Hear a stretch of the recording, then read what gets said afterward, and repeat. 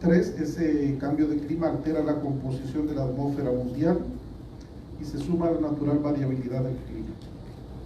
Y por tanto, desde la misma definición, pues tenemos dos tipos de cambio climático.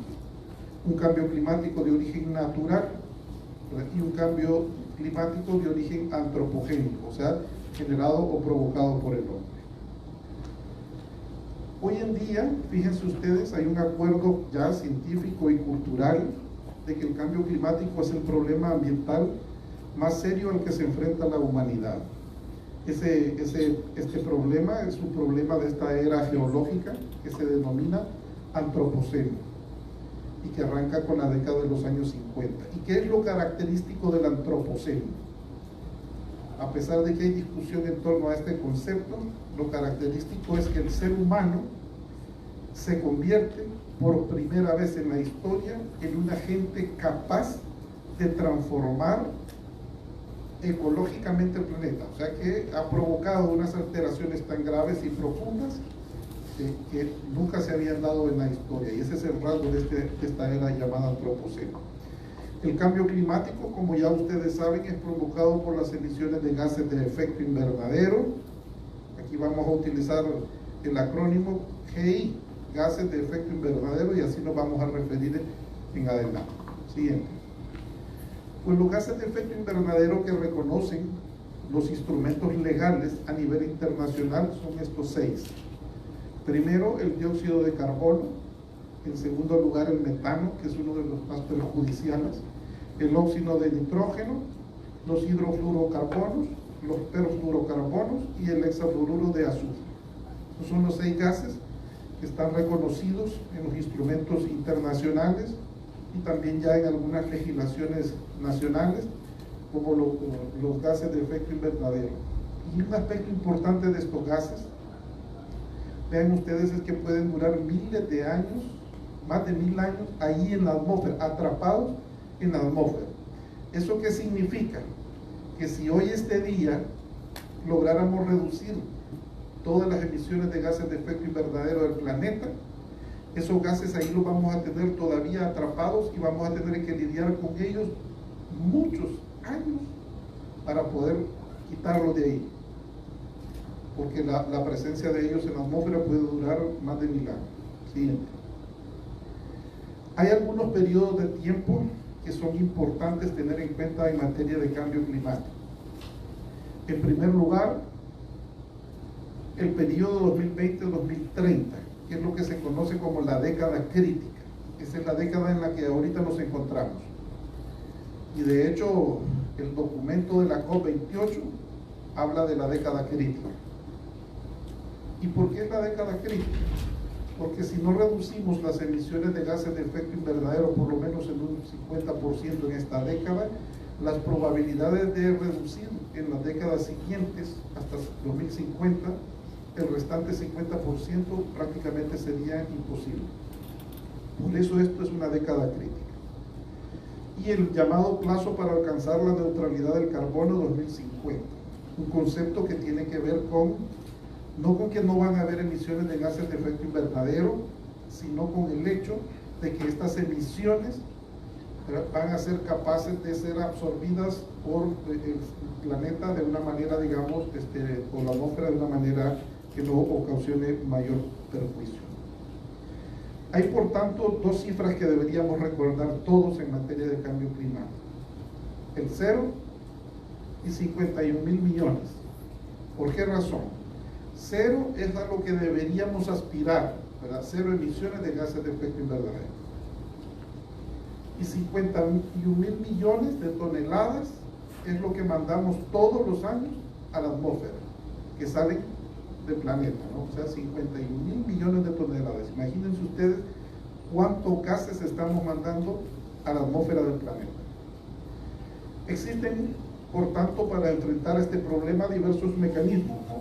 Hay mecanismos económicos, hay mecanismos políticos, hay mecanismos jurídicos, hay mecanismos de diversa índole.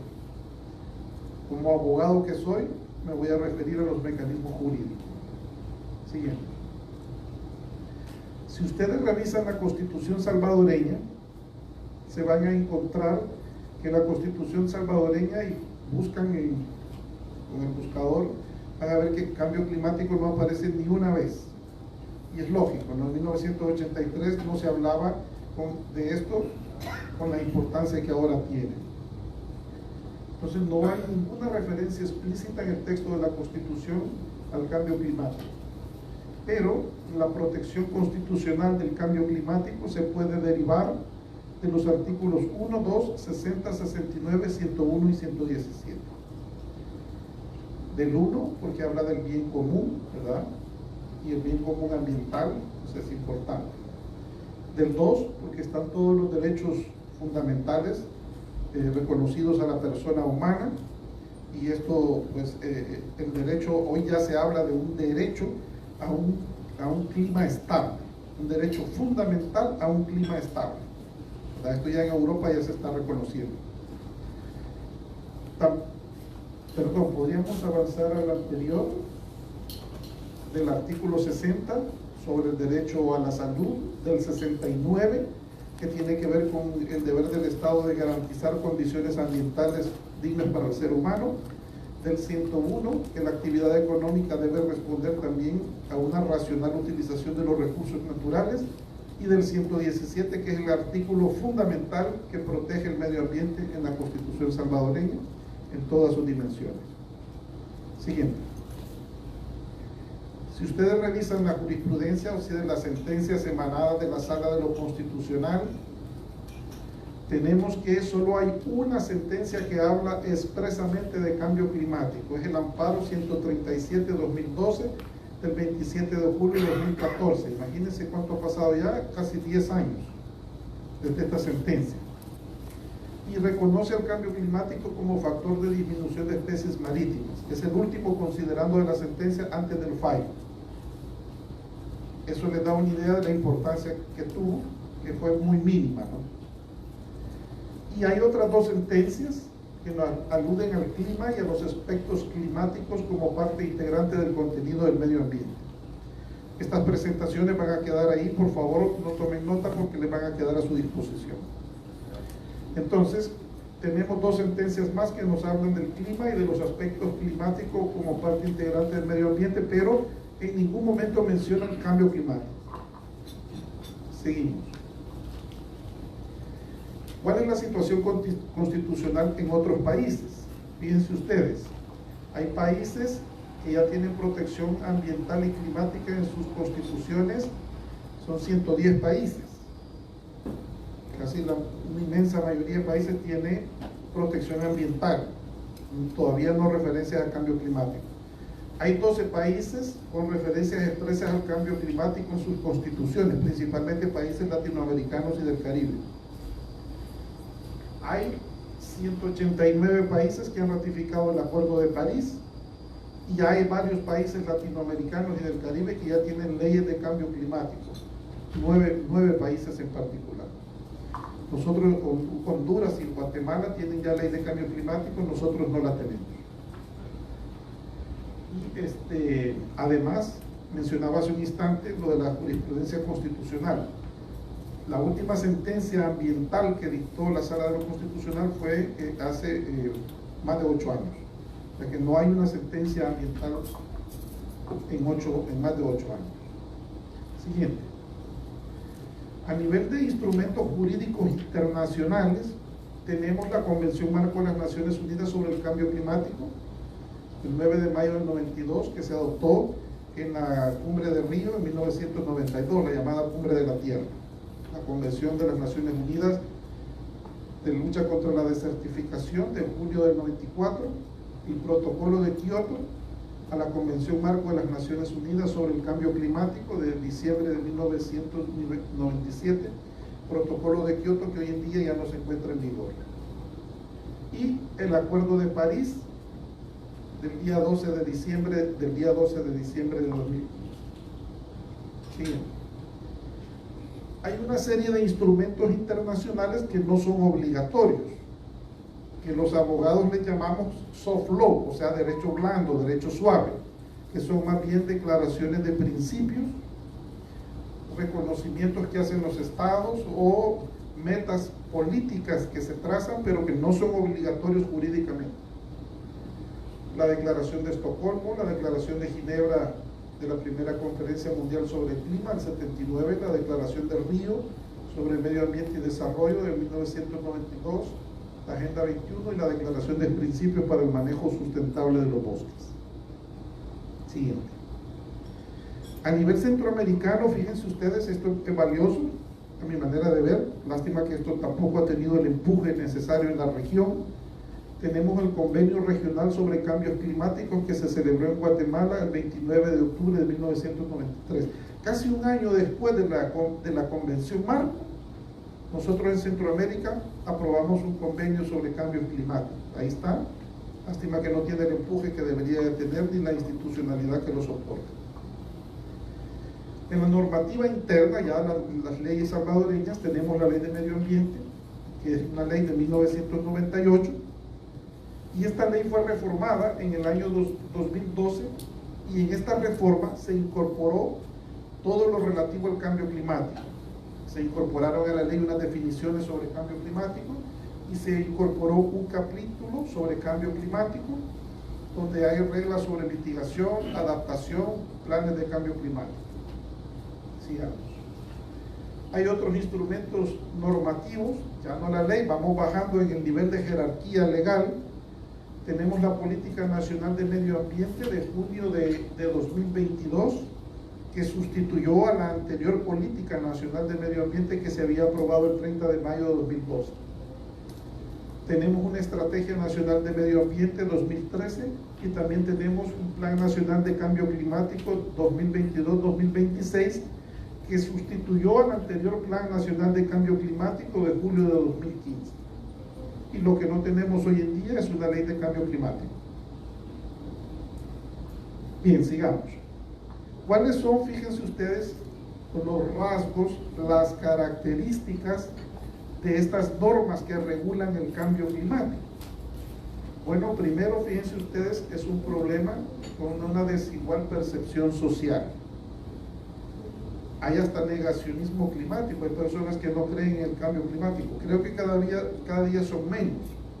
Aquí en El Salvador hay personas que han escrito en los periódicos en contra del cambio climático. No sé si los han leído alguna vez.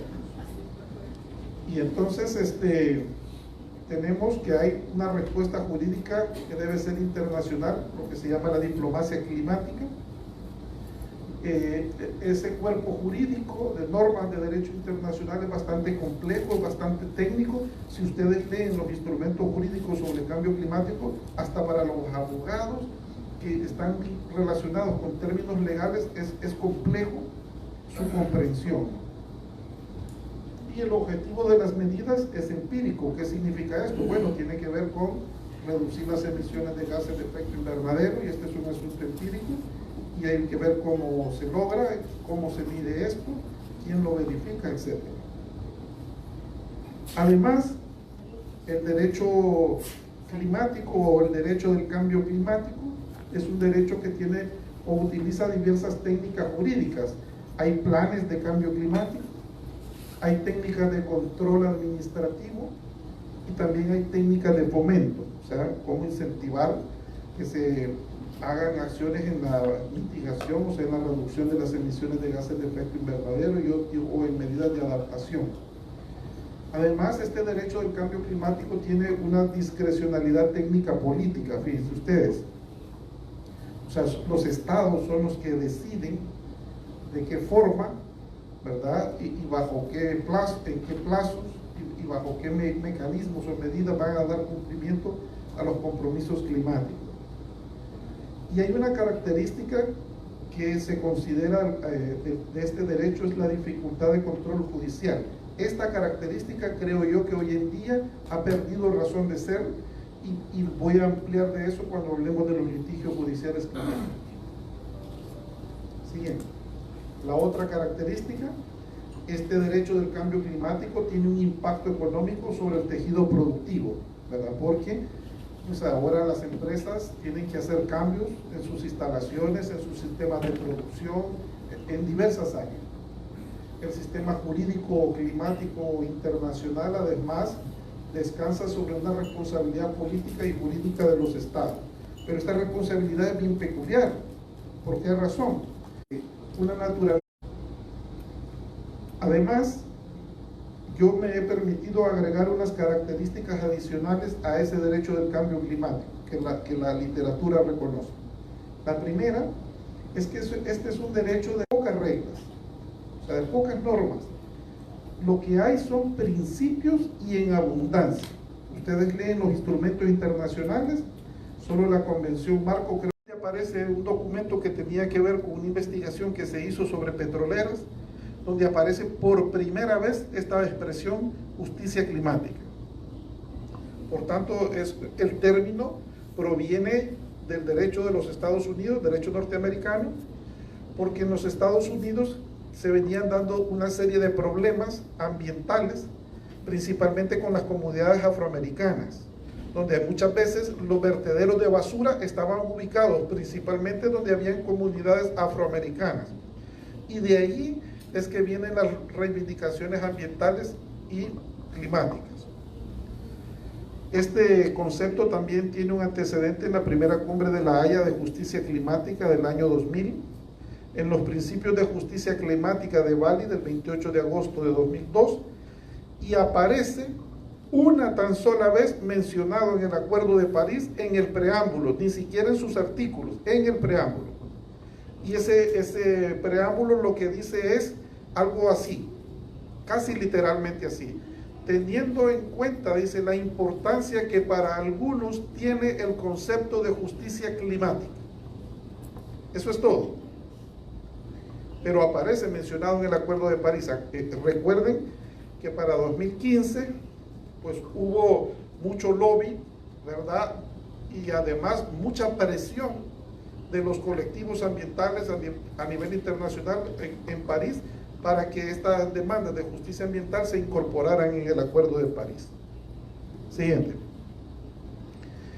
Este concepto de justicia climática está hoy en día en pleno auge, y ese auge arrancó en el 2015 con el Acuerdo de París.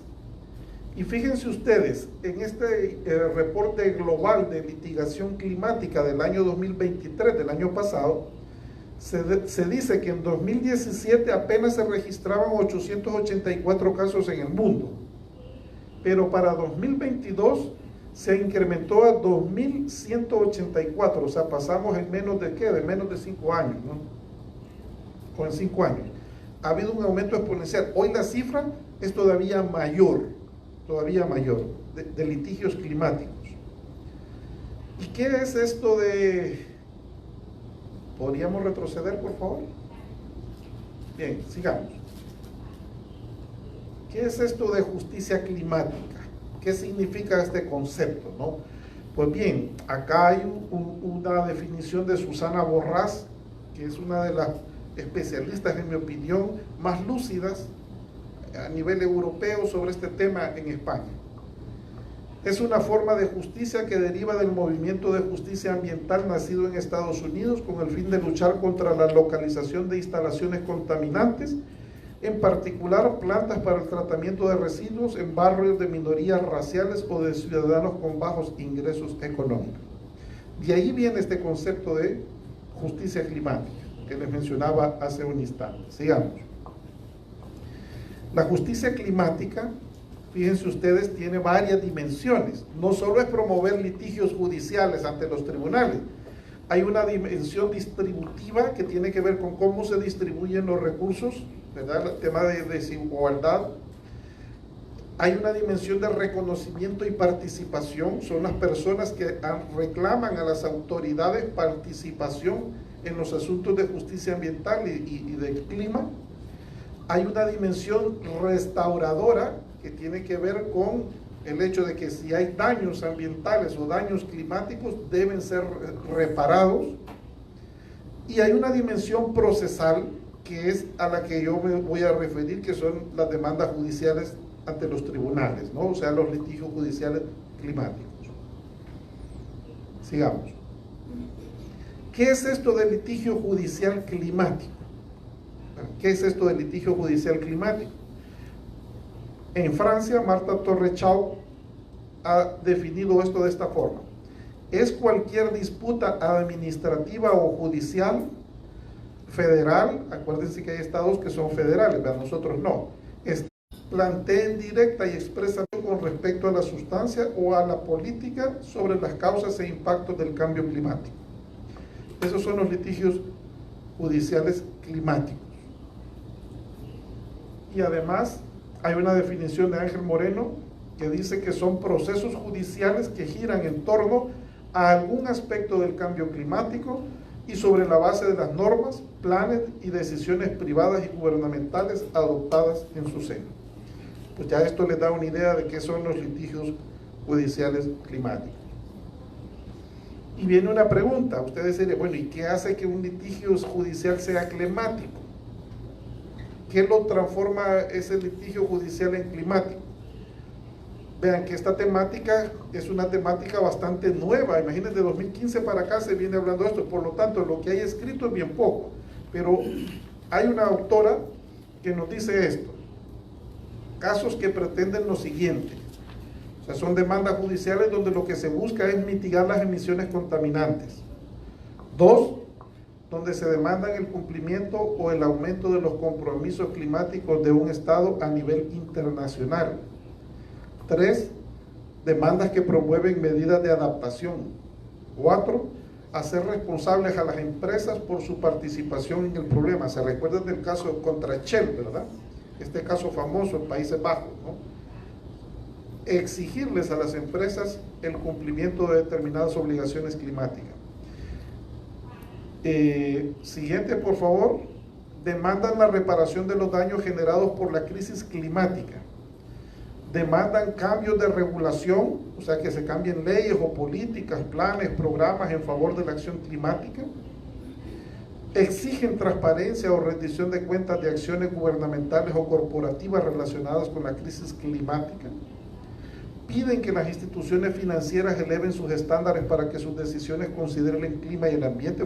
Fíjense, hay juicios que se llevan en tribunales de otros países donde lo que se está pidiendo es exíjanle a todo el sistema financiero que en los créditos que otorgue, ¿verdad?, esté incluido el componente ambiental y climático. Y afortunadamente, algo, aunque sea mínimo, he empezado a ver aquí ahora. No sé si han visto que ya hay algunos bancos que ya están incorporando esto, no sé si por voluntad propia o porque se los han exigido, eso sí no lo sé. Siguiente. Casos donde se busca detener algún proyecto nocivo para el clima. Casos donde se busca proteger ecosistemas, sobre todo los que funcionan como sumideros de carbono. Ustedes saben que la naturaleza absorbe carbono. La corteza de los árboles absorbe carbono. Los pantanos absorben carbono. El mar también. Entonces, cuando se busca proteger esos sumideros de carbono, hay demandas de este tipo también ante los tribunales. Buscan aumentar la toma pública de conciencia respecto a los problemas relacionados con la crisis climática. Esto lo tomé de Florencia Ortúzar Brini y me pareció una cosa brillante. Es el único texto que encontré en internet valiosísimo, escrito por esta chilena. Las mujeres siempre nos aportan cosas valiosísimas. Casos emblemáticos. Miren, ya vieron la cantidad de casos emblemáticos que hay hoy en día a nivel mundial sobre litigios climáticos. Pero hay un caso que es como el caso estrella, digamos, el llamado caso Urgenda contra los Países Bajos. Esta fundación Urgenda demandó a los Países Bajos porque los Países Bajos tenían una determinada exigencia de reducción de gases de efecto invernadero y lo que se pedía era más. Pues el Tribunal de Primera Instancia resolvió favorable la demanda de Urgenda. Esto se fue en apelación, ¿verdad? Y finalmente la Corte Suprema pues resolvió favorable este caso. Es un caso realmente emblemático de la justicia climática. Hay otro caso, Mule Defense o Amigos de la Tierra contra Shell, ¿verdad? Esta petrolera que por cierto tiene como su logo un molusco, ¿verdad? Es como el logo de la Shell es una conchita, ¿verdad? Es una conchita. Pues lo demandaron y creo que este caso todavía está pendiente, si no me recuerdo, de algunas cosas.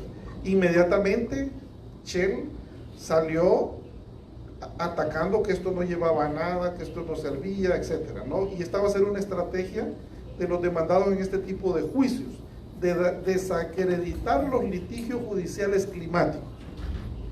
Porque claro, pues no conviene que hayan demandas en contra de ellos, ¿no? Además, hay un amparo en Alemania, el amparo constitucional de 2021 contra la Ley Federal de Protección del Clima alemana. Este amparo es una cosa extraordinaria. Hay una versión ya en español de la sentencia en internet y dice cosas interesantísimas. ¿Qué es lo que dice? Una de las ideas que se desarrolla en este texto es esta. Para los jóvenes, en el futuro, combatir el cambio climático va a ser más costoso en todo sentido, en términos de sus derechos fundamentales, pero también en medidas económicas y de todo tipo. Por tanto, que el Estado no adopte las medidas adecuadas, pues vulnera los derechos de los jóvenes de las generaciones futuras. Se habla de riesgos paralesivos, una cosa, los alemanes siempre brillantes y muy anticipados en muchas cosas, ¿no? Esta sentencia es una de las cosas valiosísimas. El Tribunal Constitucional Federal Alemán declaró inconstitucionales algunos de los artículos de la Ley Federal de Protección del Clima relacionado, porque el nivel de exigencia de las reducciones de gases de efecto invernadero no eran las que deberían de ser para proteger a los jóvenes y a las futuras generaciones. Es un caso muy interesantísimo. Creo que la Fundación Heinrich Böll ha publicado en su página web, lo pueden buscar, no sé si la sentencia de este caso o un resumen de todo el caso, pero la otra vez recuerdo que vi un documento en la Fundación Heinrich Böll. Siguiente. ¿Qué tenemos en el ordenamiento jurídico salvadoreño? Y por tanto, ¿qué es lo que se podría hacer desde el sistema jurídico salvadoreño? Primero, se podrían ejercer acciones de inconstitucionalidad en contra de leyes, de reglamentos, de planes, de lo que sea, ¿no? De todas las normas jurídicas que regulan o se refieren al cambio climático. O cuando no lo regulan también, acuérdense que hay inconstitucionalidad por omisión también. Cuando no se regula algo, pues se pueden interponer demandas de inconstitucionalidad. La segunda cuestión la segunda acción son los amparos constitucionales por violación al derecho al medio ambiente en su dimensión climática, salud, seguridad material, vida e integridad física. Aquí ya la Corte Interamericana de Derechos Humanos nos ha dicho que pues todos los derechos humanos están vinculados con el derecho al medio ambiente y, como les decía hace un instante, en Europa ya se habla del derecho a un clima estable o del derecho a un sistema climático sostenible. A mí me gusta más esa definición, el derecho a un sistema climático sostenible. Y vean ustedes, yo creo que con las normas jurídicas que tenemos en la Constitución, perfectamente se podría reconocer como derecho fundamental el derecho a un clima o a un sistema climático sostenible. ¿Por qué sostengo esto? Ya la Sala de lo Constitucional en el pasado ha reconocido varios derechos fundamentales que no están de manera expresa en la Constitución, pero ha dicho, bueno, de este artículo y de este otro se deriva un derecho nuevo que es el derecho fundamental a tal cosa. Eso mismo se podría hacer para reconocer el derecho fundamental a un clima estable o a un sistema climático sostenible.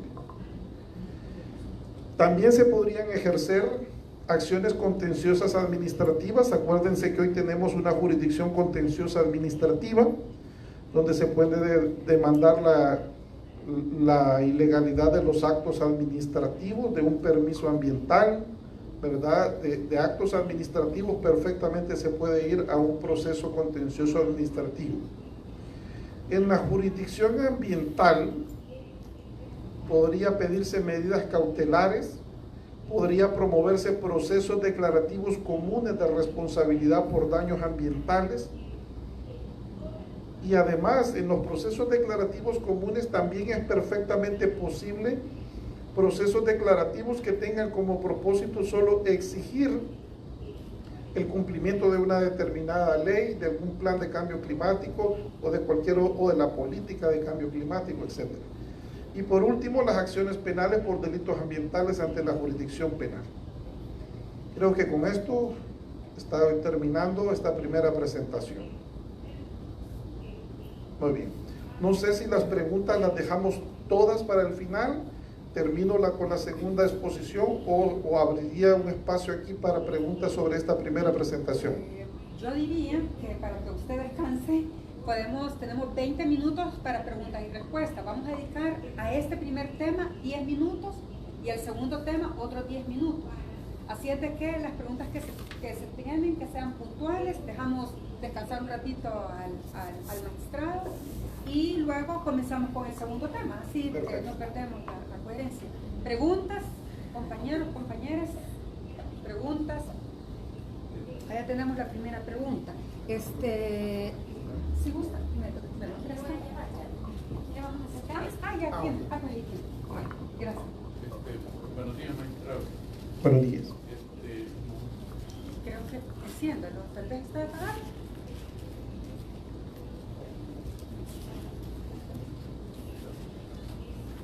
No.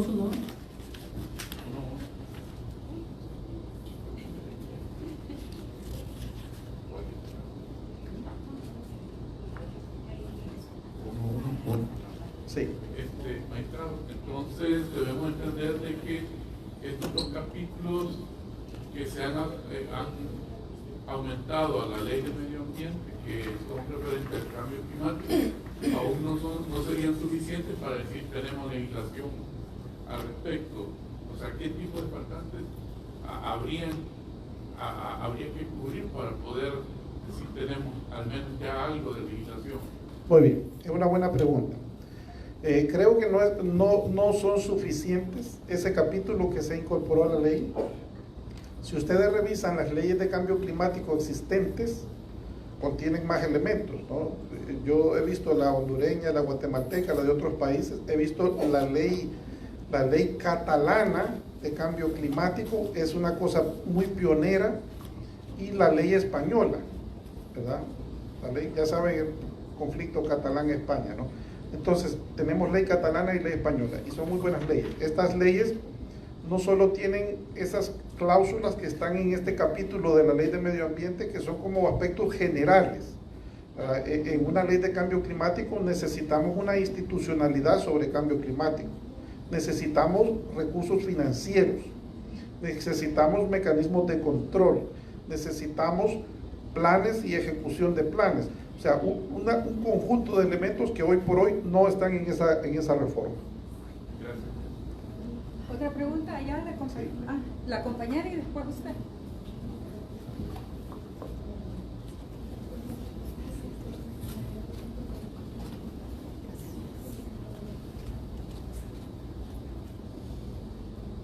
Buenos días a todas y a todos, magistrado.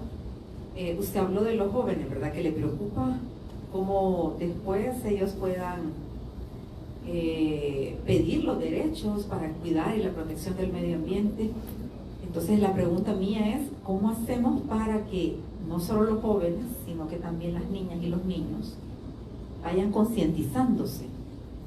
Nosotros desde Ormusa estamos con unas presentaciones de títeres y les hacemos un poquito énfasis en cuidar y proteger el medio ambiente, ¿verdad?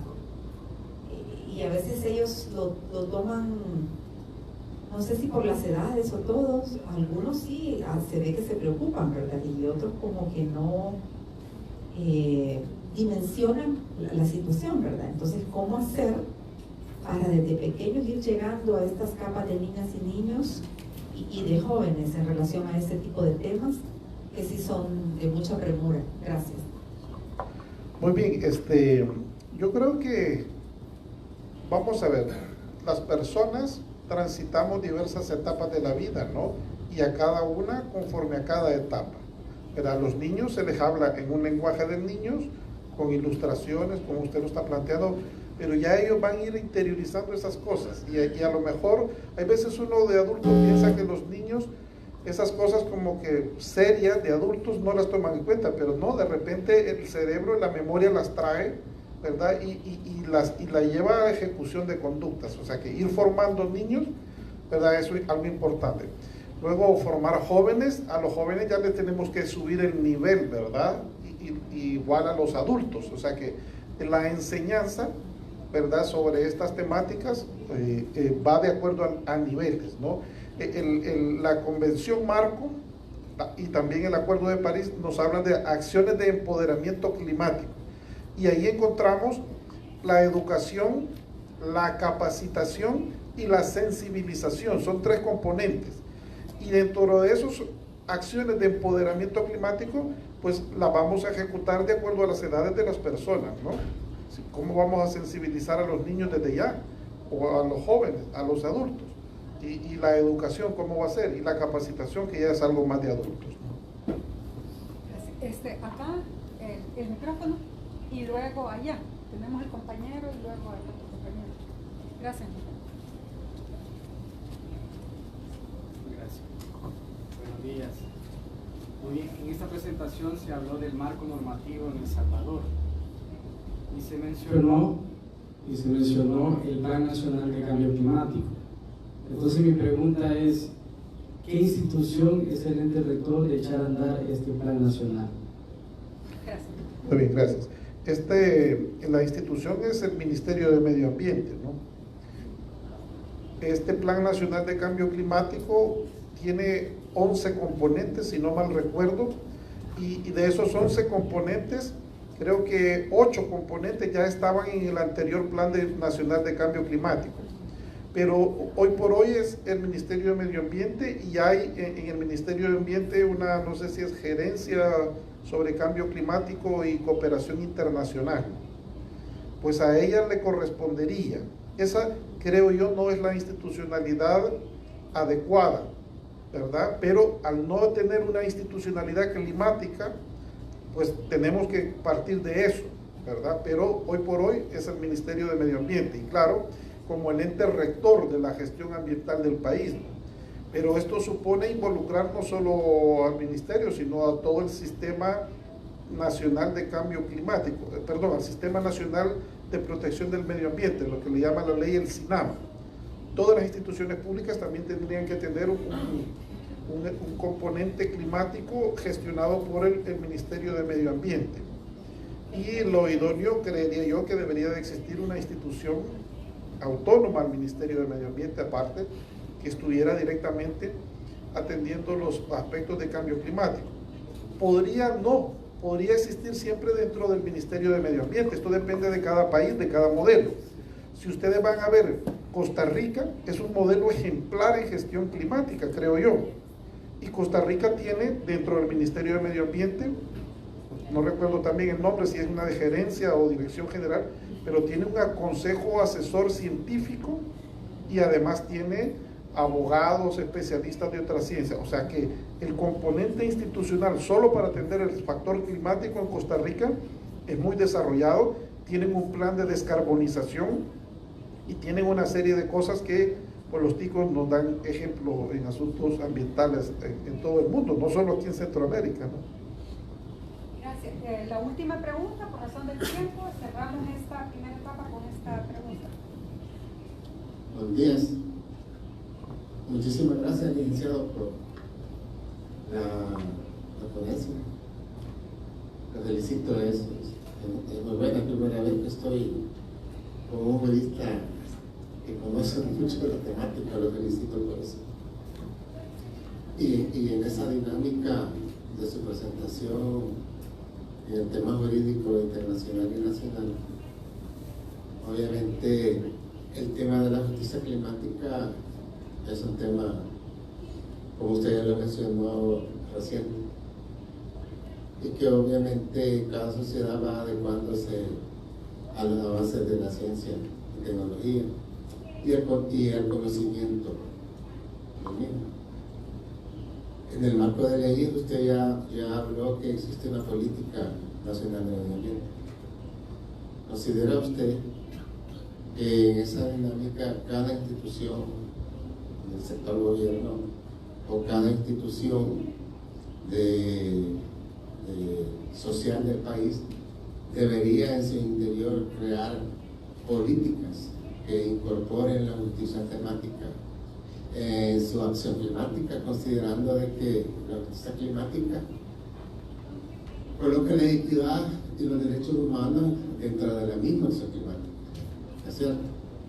También la justicia climática debe de promover la participación de la comunidad y la sociedad civil organizada en el tema. Y obviamente, como es un tema nuevo, es necesario contar con información accesible y comprensible, dado lo complejo que es comprender un poco. Ya nos decía el doctor Navarro, el anterior, por un lado está la academia y la otra cosa es cómo yo informo, como lo decía la colega anterior. ¿Bastará entonces cada institución crear su política propia? Porque yo le puedo decir dentro de mi sector, yo pertenezco al sector salud, y obviamente los impactos del cambio climático a mi sector es donde nos llega todo lo que pueda suceder en el entorno va a parar al sector salud, morbilidad, mortalidad. Entonces nosotros estamos proyectándonos a todo el aparatado que existe político, poder iniciar la construcción de una política del sector salud que lleve el enfoque de justicia climática. Gracias, licenciado. Muy bien, muchísimas gracias por su intervención. Bueno, vean que los litigios judiciales climáticos no surgen ni se desarrollan en la actualidad como litigios judiciales que estén apoyados desde la institucionalidad. La institucionalidad debe hacer lo suyo, pero los litigios judiciales climáticos, por el contrario, son una forma de litigio estratégico organizado generalmente por las entidades o agrupaciones de la sociedad civil. Son asociaciones, fundaciones, colectivos ambientales, los que en otros países han promovido este tipo de litigios. Y muchas veces van a encontrar las resistencias del aparato público, lamentablemente, muchas veces, o generalmente la van a encontrar, ¿verdad? Y además también la resistencia de los responsables privados, o sea, las industrias, las empresas. O sea que el litigio estratégico es un litigio que tiene sus peculiaridades, tiene que ser muy organizado, muy pensado, muy estructurado. Hay demandas de estas que les estoy hablando yo que han intervenido hasta 17,000 personas, ¿ya? O sea que les da una idea, o colectivos, varias agrupaciones, no son demandas que interpongan una sola persona, un colectivo. En nuestro país esto es muy relativo porque somos un país chiquito, y entonces claro, una acción de estas bastaría con ¿qué? 3, 4 organizaciones de la sociedad civil para presentar una demanda, ¿no? Pero en otros países, con una densidad poblacional mayor y además con complejidades o extensiones territoriales que no tenemos nosotros, pues esto ha llevado a que se sumen a los colectivos ambientales que las han promovido miles de ciudadanos apoyándolas, ¿verdad? En Holanda, en Alemania, en diferentes países. Así que creo que con esto es un poco lo que podría decir. Bueno, muchas gracias por esta parte de intervenciones. Hoy continuamos con la segunda, ¿es esa, verdad? Sí, sí, exactamente. Sí. Oye, vamos a ver ahora, vamos a hablar de la COP, de las negociaciones climáticas que se llevan a nivel internacional. Fíjense, a noviembre y diciembre del año pasado hemos tenido la COP 28. Y vamos a hablar un poco de qué es lo que pasa en esto y un poquito del historial de tiempo que me pidieron de que les mencionara, ¿no? Vamos. Así que vamos a hablar qué es esto. Primero les voy a hacer un análisis de cuál es mi punto de vista a la hora de analizar a la COP. Ustedes saben que la COP es un organismo integrado por todos los países que han suscrito el Acuerdo de París, ¿no? Y entonces, vamos a hablar de eso, de cuáles son los datos de creación de la COP, cuál es el fundamento legal y cómo se conceptualiza en el Acuerdo de París, en la Convención Marco, las atribuciones que tiene esta COP, qué es lo que ha habido de la COP en la historia, cuáles son las COP más significativas, o sea, los hitos más importantes, y algunos elementos críticos que a mí me parece que vale la pena considerar. Bien, vean ustedes, si a ustedes les pidieran que analizaran cómo trabaja la junta directiva de una institución, pensemos en alguna, ANDA, por ejemplo, cómo trabaja la junta directiva de ANDA. Si ustedes les pidieran eso, ustedes tendrían que tomar en cuenta estos elementos. Primero, tendríamos que hacer un análisis de estructura. Bueno, ¿y cómo está estructurada esa junta directiva? ¿Cuántos integrantes tiene? ¿Cuántos son hombres? ¿Cuántos son mujeres? Eso es estructura. Y además, ¿cómo se relacionan entre las partes? ¿Verdad? Entre sí. Pero además de eso, tendríamos que hacer un análisis de competencia. Y la ley de ANDA, ¿qué competencias le da a ANDA? Pues a revisar esas competencias. Y además de funcionalidad, o sea, cómo funciona en la práctica la junta directiva de esa institución. Otro aspecto, ¿a qué valores responde esa estructura organizativa? Y el aspecto económico y político, cómo está reflejado ahí al interior de esa estructura. Creo que esto nos da un marco para un análisis cuando hacemos consideraciones sobre algo orgánico, o sea, una entidad, una organización, una junta directiva. En este caso yo les voy a hablar de la COP, que es una entidad, un organismo de los convenios de Naciones Unidas sobre cambio climático. Siguiente. Vamos a ver dónde surgió esto de la COP, ¿no? Vean que, acuérdense ustedes que primero, la primera vez que hay una cumbre mundial sobre los problemas ambientales fue en Estocolmo, el 5 al 16 de julio del 72. Después nos vino la cumbre de Río, del 13 de junio de 1992, y en esta cumbre de Río es donde se aprobó la Convención Marco de las Naciones Unidas sobre Cambio Climático, y es en esa convención donde aparece un artículo, el artículo 7, que es el que crea la COP, la Conferencia de las Partes. Y esto les da además, vean que en septiembre de 2002 fue la cumbre de Johannesburgo, y luego 10 años después de la primera cumbre de Río hubo una segunda, el 19 de junio de 2012, lo que se llama Río +10, ¿no? Río +10. Pues bien, aquí les he puesto para que ustedes se ubiquen en el tiempo que esta declaración marco de las Naciones Unidas sobre el cambio climático fue aprobada en la cumbre de Río en el 92, y es esa convención la que crea la Conferencia de las Partes. Siguiente, por favor. ¿Qué dice el artículo 7 de la Convención Marco de las Naciones Unidas sobre la COP? Miren lo que dice. La Conferencia de las Partes es el órgano supremo de toma de decisiones de la Convención. Es la máxima estructura orgánica de ese acuerdo. Todos los estados que son partes en la Convención están representados en la COP, en la que examinan la aplicación de la Convención y de cualquier otro instrumento jurídico que la COP adopte, y toman las decisiones necesarias para promover la aplicación efectiva de la Convención, incluidos los arreglos institucionales y administrativos.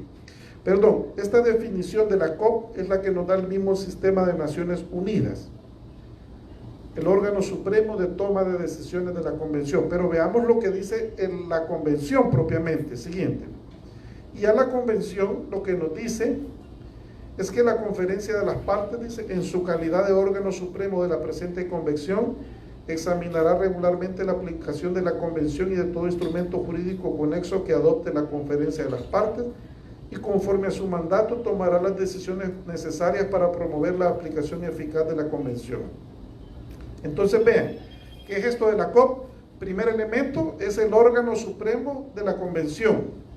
Segundo, le toca examinar la aplicación de la Convención y de todo instrumento jurídico relacionado con ella. Y tercero, le toca tomar las decisiones necesarias para promover la aplicación eficaz de la Convención. Siguiente. ¿Qué atribuciones tiene la COP? Tiene 13. Están enumeradas allí en el artículo 7 de la Convención. Sí, justamente pedí que me reprodujeran el artículo 7. Si alguien me ayuda a repartirles a todos, por favor, en este momento. Les he traído el artículo 7 de la Convención para que puedan leer las atribuciones que tiene esta Conferencia de las Partes.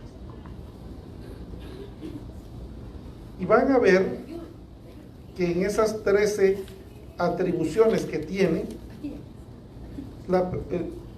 aquí yo las he puesto en cierto orden, porque va desde la letra A hasta la letra M, 13 atribuciones, y tiene una atribución autorregulatoria, que está en la letra K, que le corresponde aprobar su propio reglamento de funcionamiento. Tiene atribuciones examinadoras de información, tiene atribuciones promocionales de ciertas actividades o gestiones, tiene atribuciones de gestión propiamente, y tiene una atribución genérica que dice así, y todas las demás que le atribuye a esta convención y cualquier otro instrumento jurídico.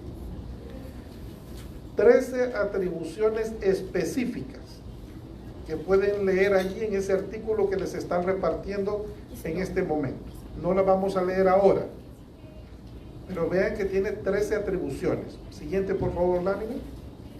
Pero además, en la Convención Marco de las Naciones Unidas, ustedes van a ver que además de esas 13 atribuciones que están en el artículo 7, nos encontramos con una infinidad de atribuciones de la COP. Miren la que hay: adopción de instrumentos jurídicos, acordar metodologías climáticas comparables, examinar información climática que le presenten las partes, examinar adecuación de compromisos estipulados, adoptar medidas apropiadas a los compromisos climáticos, adoptar decisiones sobre criterios referidos a compromisos climáticos, determinar intervalos de tiempo para el examen de los compromisos climáticos, enmendar la lista 1 y 2 de la Convención, otorgar medidas de flexibilización a las partes. Siguiente. Adoptar medidas relacionadas a atender necesidades y preocupaciones de los países en desarrollo, actuar como Dirección General de la Secretaría, determinar funciones a la Secretaría, designar una Secretaría permanente, actuar como Dirección General del órgano subsidiario de asesoramiento científico y tecnológico, y ahí les he mencionado otras. Eso sí, las revisé todas cuidadosamente. Y vean ustedes, todavía no es. Vean ustedes que ¿cuántos habremos aquí en este salón? Unos 40 quizás, ¿no? Hace un cálculo general. Les aseguro que si ahorita nos reuniéramos todos para discutir un tema y empezáramos a buscar acuerdos, les aseguro que estaríamos en un problema y nos tardaríamos un montón. Ahora se imaginan ustedes una conferencia de las partes que reúne a 180 y pico de países con sus delegaciones, para que vayan formándose una idea. Siguiente. ¿Cuántas COP han habido a lo largo de la historia? Han habido 28 COP. La COP 1 en Alemania, mayo del 95, fue precedida cuando Angela Merkel estaba muy joven, esa señora brillante, canciller alemana.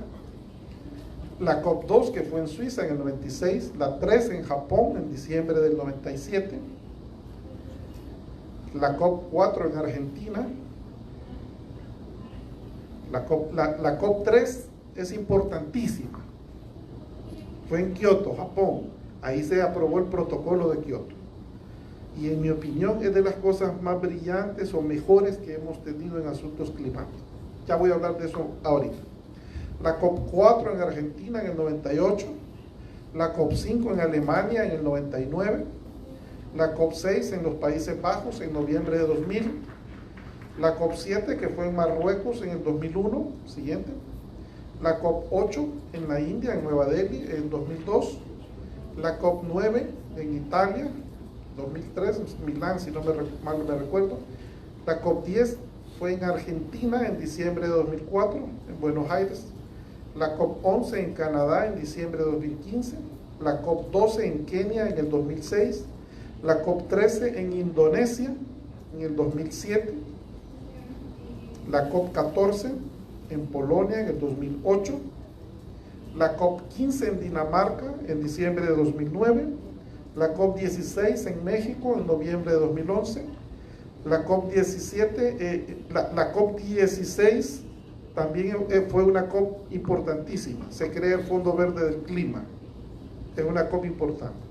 COP17 Sudáfrica, noviembre de 2011, COP18 fue en Qatar, 2012, noviembre, COP19 en Polonia en noviembre de 2013, la COP20 en Perú en diciembre de 2014, la COP15, que fue el otro gran hito en la historia climática con el Acuerdo de París en Francia, la COP22, por favor, en Marruecos, 2016, la COP23 en Alemania en 2017, la COP28 en Polonia, diciembre de 2018, la COP25 en España, diciembre de 2019, y nos vino la pandemia y en 2020 no tuvimos COP, iba a ser en Chile y fue interrumpida.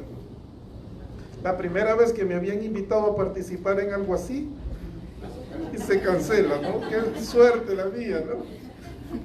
Y entonces, en el 2021, la COP26 en el Reino Unido, en Glasgow, en Escocia, de Reino Unido, de Gran Bretaña, Irlanda del Norte y Escocia.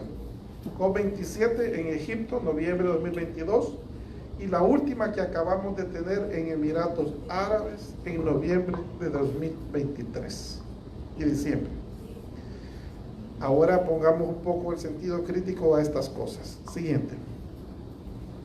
Hitos de esta COP. La COP 1 tal vez vale porque fue la que empezó como hito en la medida que fue la primera y donde se echan a las bases de funcionamiento de las COP siguientes, ¿no? La COP 3, que les decía que fue la de Kioto en 1997, donde se aprobó el 11 de diciembre el protocolo de Kioto, que entró en vigor el 16 de febrero de 2005, y en este protocolo se establece, y esto es lo importante de la COP de Kioto, Japón, por primera vez se establecen objetivos vinculantes de reducción de emisiones a 37 países industrializados.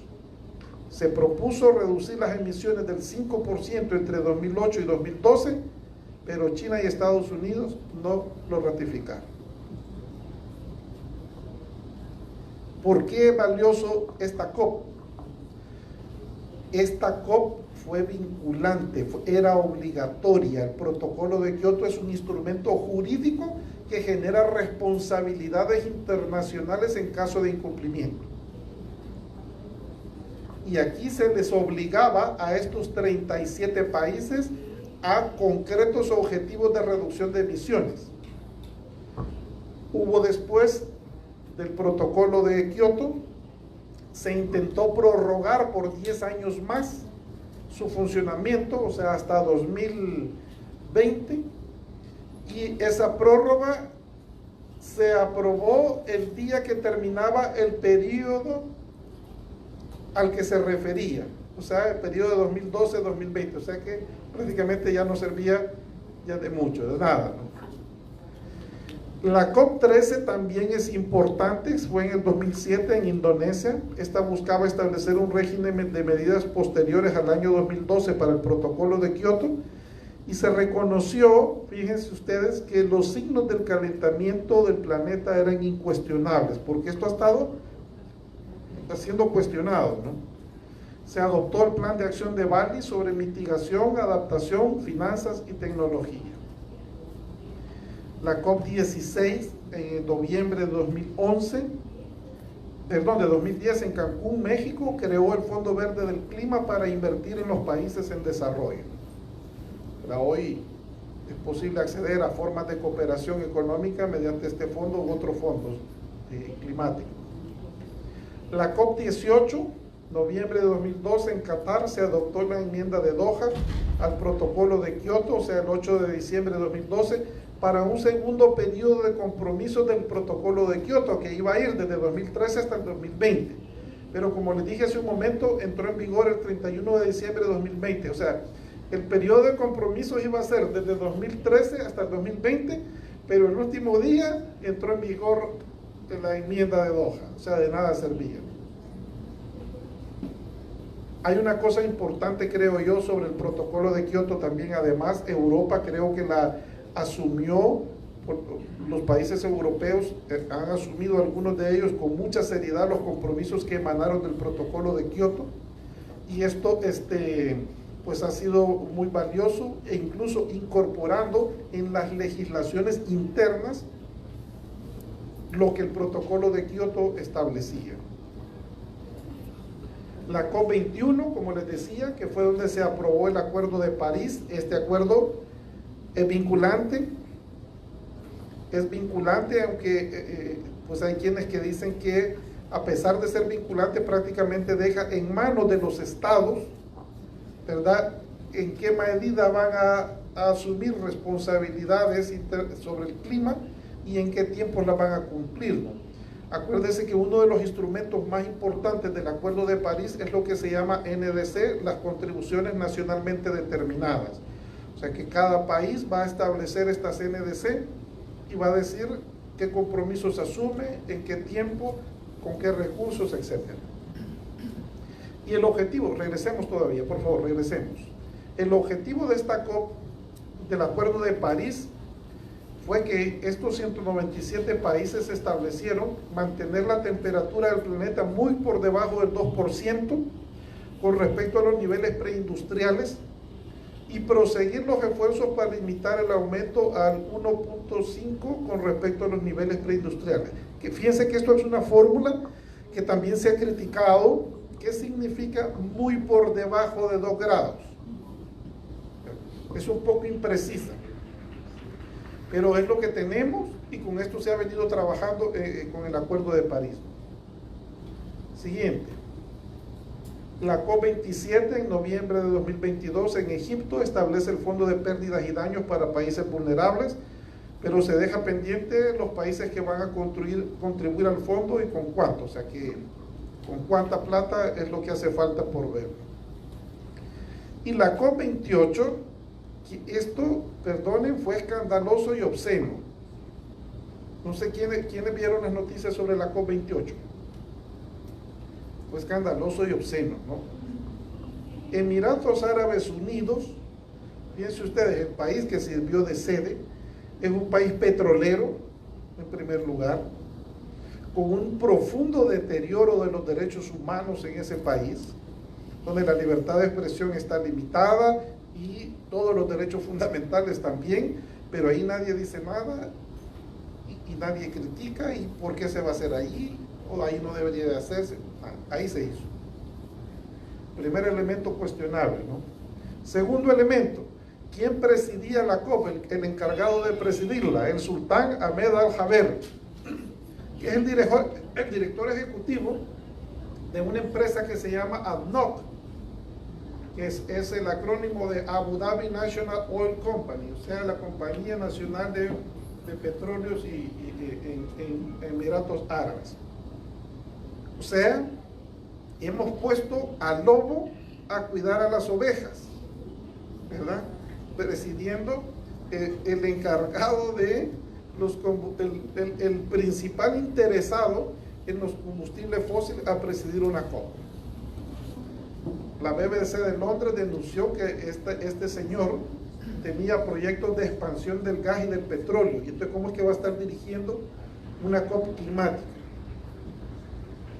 Además, tuvimos la presencia de grandes compañías petroleras, cosa que, digamos, no está del todo mal, pero deben haber ciertos límites. Y fue calificada como la COP más tensa de los últimos años. O sea, que ha habido una gran tensión en esta última COP. Siguiente. Los asistentes y los ausentes. Bueno, tuvimos representaciones de muchos países. Casi 200.000 personas llegaron a esta COP. Además, fue notorio que muchos presidentes no llegaron. A veces, esto dice mucho, las ausencias a veces hablan más que las presencias, ¿no? Y entonces, pues, varios presidentes no llegaron. Se filtró un mensaje de la OPEP que instaba a los países exportadores a rechazar el acuerdo sobre eliminación progresiva de los combustibles fósiles. Esto fue un escándalo en la COP, ¿verdad? una nota que le mandaron a los demás: miren, no vayan a aprobar nada que implique eliminación progresiva. Y entonces en la COP hubieron dos grandes posturas que fueron encontradas sobre el acuerdo al que se ha llegado. La primera postura, la postura 1, propugnaba la eliminación de los combustibles fósiles. Ahí estaba Estados Unidos, Europa, algunos estados insulares y también algunos países de América Latina. Y la postura 2 abogaba por reducir los combustibles fósiles: Arabia Saudita, Rusia, China, India, Irak. ¿Y a qué se llegó en el acuerdo? Bueno, no sé si llamarlo acuerdo. Aquí lo tengo una versión en inglés. Y les digo, para nosotros los abogados, esto no es ningún documento jurídico obligatorio. No es ningún documento jurídico obligatorio. Este es un documento de compromisos políticos. Y entonces tiene 196 puntos este documento. Y en el punto 28, esta fue la papa de la discusión ahí en la COP28, me permití hacerles una traducción. Yo no soy traductor, pero les hice una traducción apoyándome también del traductor de Google, ¿no? Esto es lo que se aprobó y fue la almendra de la discusión. Se habló de transición al abandono de los combustibles fósiles en el sistema energético de manera justa, ordenada y equitativa, acelerando la acción en esta década crítica a fin de lograr 0 emisiones netas para 2050 de acuerdo con la ciencia. Eso fue lo que se aprobó allí en la COP28. Este documento, como les menciono, esto no es un documento vinculante. Esto es un compromiso de principios, de compromisos políticos, de reconocimiento de buenas intenciones, de aspiraciones, pero no es un documento vinculante obligatorio a nivel internacional. Además, podríamos pasar. Las compañías petroleras se comprometieron a cero metano al 2030, que es uno de estos gases de efecto invernadero más lesivos, ¿no? Más dañinos, ¿no? Y se discutió tecnologías de captura de carbono. No sé si ustedes se han dado cuenta que hay algunos países que ya están implementando tecnologías de captura de carbono. Y por ejemplo, Suecia, los países nórdicos, Noruega, Suecia, están enterrando en el mar grandes, perdonen que lo ponga en mi lenguaje porque no les puedo usar un lenguaje más técnico. En el mar están metiendo unos grandes tanques gigantescos donde están almacenando los gases de efecto invernadero. El problema con las tecnologías de captura de carbono es que pues tampoco puede absorberse tanto, 30% a lo mucho. Alemania también está en esa ruta y eso implica desplazar esto en los mares de Europa para llevarlos a este lugar o a otros que se construyan si se quiere reducir las emisiones. O sea, se están rebuscando por todos los medios para reducir las emisiones, pero también no sabemos, aquí valen las palabras del doctor Navarro, no sabemos qué va a traer esto después. Perdónenme, yo ahí sí confieso mi ignorancia, pero no logro imaginar qué podría pasar si en el mar hubiera algún terremoto o se liberara desde el fondo del mar estas cosas. No tengo el conocimiento para decirlo. Además, se ha relanzado la energía nuclear y en esta COP se relanzó la energía nuclear.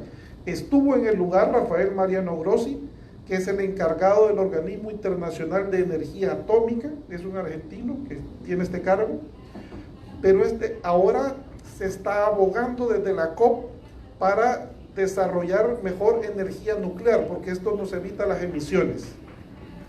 Y el problema que nos puede traer esto, ustedes recordarán Chernobyl y Fukushima en Japón.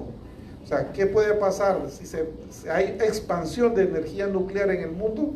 Cuando estos reactores hay algún problema, se desactiven, no sé, y haya liberación de radiaciones, pues ya sabemos. Siguiente. La estructura de la COP, tal como la pueden ver en ese artículo que les hemos dado, tiene un rostro inclusivo y democrático en apariencia. Pero esto choca con la hegemonía funcional que algunos países ejercen al interior de la COP. Hay asimetrías entre las partes. Fíjense ustedes, ¿quiénes son los grandes emisores en el mundo? Pues son 4. Son China, el mayor emisor del mundo, con el 28.5%, los Estados Unidos con un 14.4%, la Unión Europea con un 9.5% y la India con un 6.8%. Solo estos 4 grandes emisores emiten el 61% de todas las emisiones globales de gases de efecto invernadero. O sea que en manos de estos 4, en buena medida, depende de la situación de nosotros, ¿no? O de todo el planeta. Siguiente. Hay una capacidad de condicionamiento económico y político de los grandes emisores a los países que menos han contribuido al problema. La noción de conflicto de interés no forma parte de la COP, ni de la Convención Marco, ni del Acuerdo de París. Si ustedes buscan conflicto de interés en estos documentos, no les aparece ni una vez.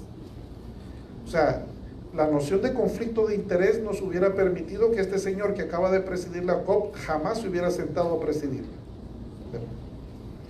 El peso de los votos es desigual, creo yo, a pesar de que se reconoce un voto por país, ¿no?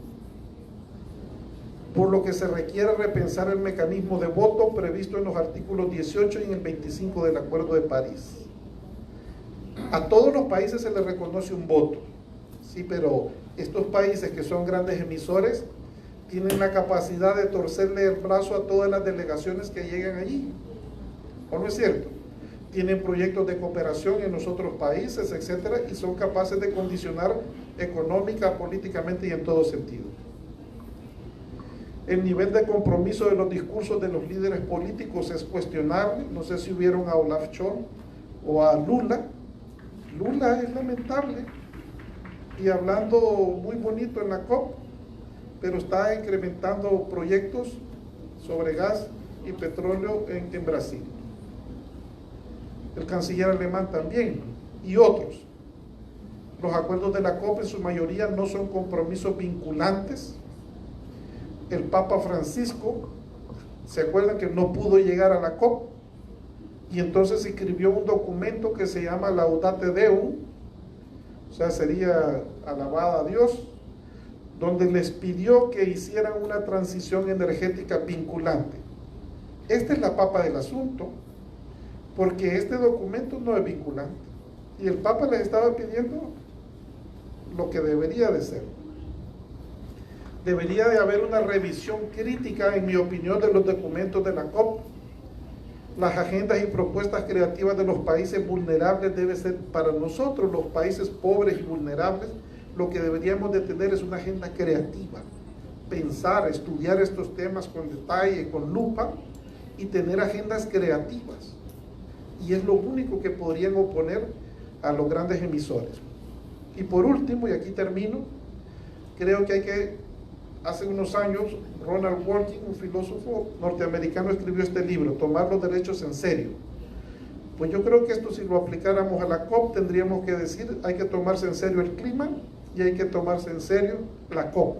Hoy por hoy, no es algo, en mi opinión, que esté sucediendo, y hay veces estos foros, al contrario, sirven para relanzar estrategias de negocios. Espero no haber perturbado con lo que he dicho, pero es mi humilde opinión y ahí lo dejo con esto. Muchas gracias. Gracias a usted, magistrado. En primer lugar, porque creo de que pocas veces tenemos estos planteamientos y estas críticas, o mejor dicho, esta perspectiva crítica de las COP. Casi siempre leemos o vemos los resultados, así es que muchas gracias, magistrado, porque creo que ha sido como muy lúcido todo lo que nos ha presentado y que nos advierte, ¿verdad?, del camino que está por recorrerse. Y en segundo lugar, vamos con las preguntas y respuestas. Tenemos 10 minutos, nuevamente, concretas, para que podamos tener participación todas y todas. Aquí me la hierba primero, el micrófono, si está amable, Humberto. vamos a tener la compañera Carolina de Malayer, aquí, sí.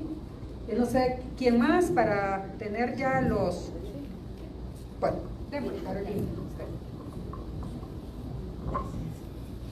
Hola magistrada, mucho gusto. Carolina, rato de novela y me da gusto volver a ver. Gracias, igual. Bueno, ya que dice que esta última COP no es vinculante, digamos, jurídicamente, ¿en qué situación queda la incorporación del mecanismo de pérdidas y daños de la que se habló, ¿verdad?, como un triunfo, y que precisamente Emiratos Árabes dio una donación de 100 millones de dólares, euros creo que eran? Entonces, ¿qué piensa de eso? Se lo contestaré con las palabras de la ministra de Pakistán. Esto no es un fondo de caridad, ¿verdad? Es de pérdidas y daños. Son ellos los que nos han afectado a nosotros. Ese fondo efectivamente, ¿verdad?, se va a echar a andar. Yo no estoy diciendo que no. Y ya han habido unos primeros aportes.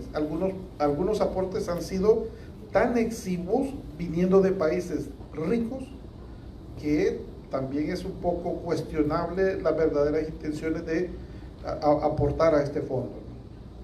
Creo que no estoy diciendo que el fondo no se ha creado y se va a implementar ni nada, pero el nivel de afectaciones que se han generado a nivel de diversos estados insulares, a nivel de nuestros países, ha sido tan grande, pues que los aportes que ahora se dieron, ¿verdad? No sé, creo que Estados Unidos, creo que 17 millones, no recuerdo ahora la cifra, es demasiado poco. Creo que España hablaba de 4, o sea, son cosas que no convencen, digamos, cuando uno las ve, ¿no? Porque, o sea, aquí debería de haber, de los grandes países industrializados, un compromiso más serio, ¿verdad? No solo con darle dinero a los países vulnerables, ¿no?, sino con efectivamente avanzar en la mitigación, o sea, con las reducciones de gases de efecto invernadero. ¿Alguna otra pregunta? Allá la compañera, por favor.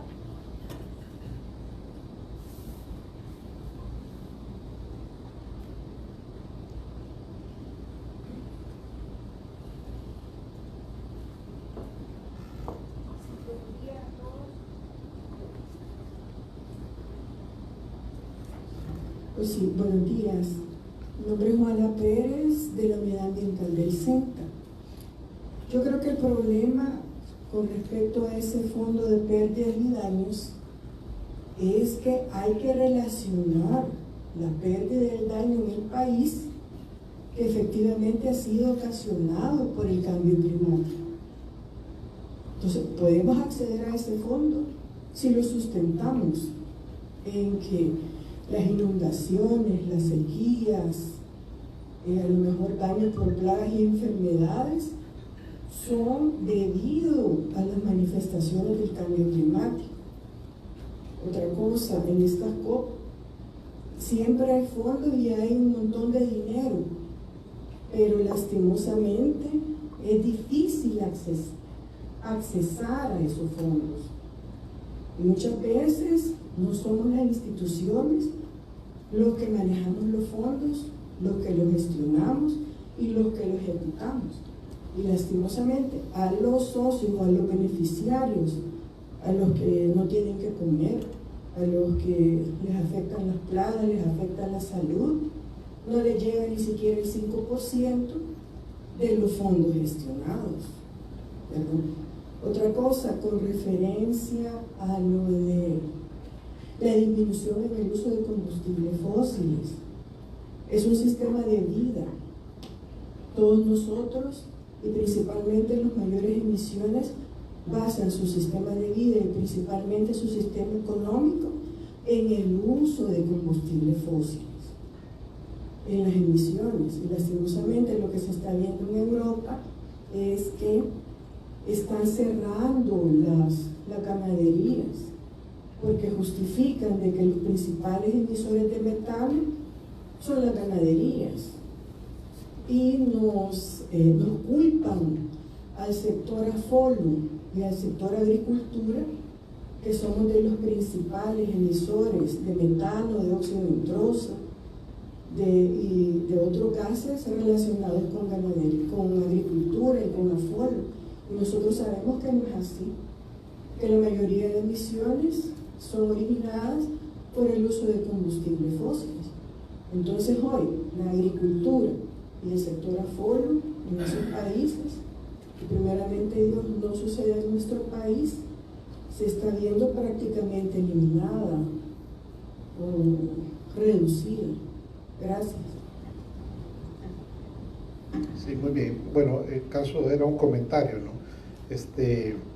Hay una cuestión que vean, cuando nosotros los abogados pensamos en responsabilidad por pérdidas y daños, lo que pensamos es en esto, ¿no? Es que yo puedo acudir ante un tribunal de justicia a exigirle a alguien que me ha dañado en algo, mi patrimonio o mi salud o mis condiciones de vida, a que responda económicamente y a que me indemnice. Esa es la noción de responsabilidad civil por daños de los abogados. Y hay instrumentos de responsabilidad civil a nivel internacional también. O sea, pero de esto yo creo que todavía no hemos llegado. O sea, demandas de responsabilidad civil por daños a los grandes emisores ante tribunales de justicia internacional. Creo que este es otro paso que debería de entrarse a considerar. Estos fondos de los que estamos hablando ahora son fondos de cooperación, son fondos que se comprometen estos estados en razón de lo que se ha creado, pero la noción, como les digo, de los abogados sobre responsabilidad civil por daños es otra. Lucy del Mar. Buenos días, muchas gracias. Interesantísima la presentación. Yo no entiendo mucho a los abogados, pero me fascina. Yo tampoco. Y a mí me ha dado elementos como para poder hacer la siguiente aclaración. Generalmente, bueno, el país no tiene un referente acreditado para acceder a los fondos y no lo vamos a tener porque no cumplimos las condiciones. Y casi siempre que queremos acceder a fondos nos piden líneas de base. Y esas líneas de base no tenemos capacidad de hacerlas porque no podemos acceder a los fondos. Entonces, un poco lo que usted dice en el marco de la COP es una rueda. Es una rueda de caballito donde los países como los nuestros, que somos países subdesarrollados, no tenemos acceso, y la misma convención establece responsabilidades, el principio de responsabilidades comunes pero diferenciadas, y estamos en apenas si generamos el 0.05% de las emisiones que hay a nivel mundial. Y sucede lo mismo aquí.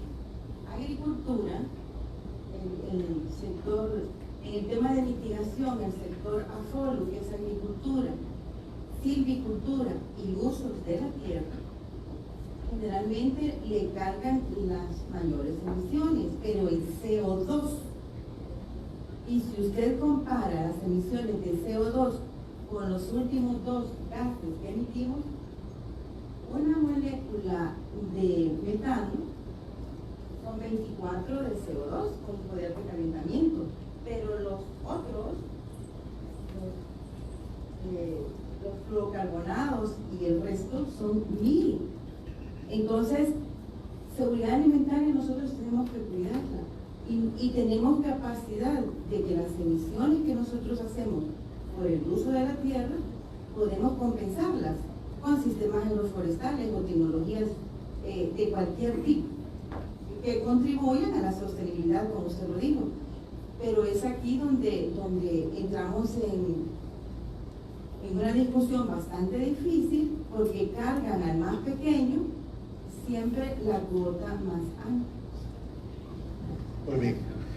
Bien, lo de que yo tampoco entiendo a los abogados, no crea que eso es broma. Es que si los abogados no fuéramos tan formalistas, creería que el derecho y la justicia avanzarían muchísimo más, ¿no? Y efectivamente estoy de acuerdo con usted. Yo creería que si ustedes me preguntaran, bueno, ¿y qué es lo que podemos hacer nosotros como pequeños emisores?